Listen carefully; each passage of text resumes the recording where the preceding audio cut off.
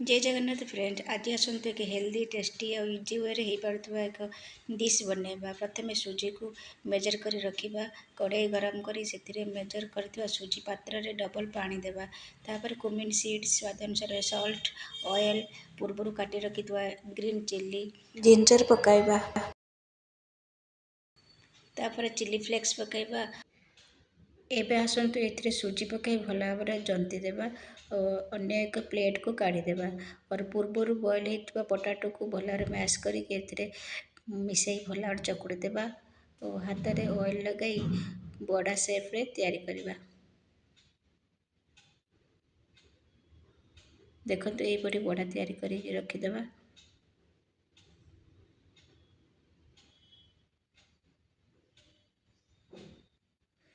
एपटे oil भी गरम हो गलानी, तो आसतु बड़ा गुड़ी को छाणीबा। आपण मैंने भी घरे रेसिपी निश्चित भाव ट्राए करूँ और कमेंट बॉक्स में जनातु केमिति लागला। तो ये बड़ा तो हो गलानी, एबे आसतु गुगु को खाया को देबा एवं तांकर रिएक्शन जानिबा। गुगु का रिएक्शन तो थिला गुड। तो वीडियो भल लगे निश्चित भाव लाइक और सब्सक्राइब करूँ। जय जगन्नाथ फ्रेंड्स।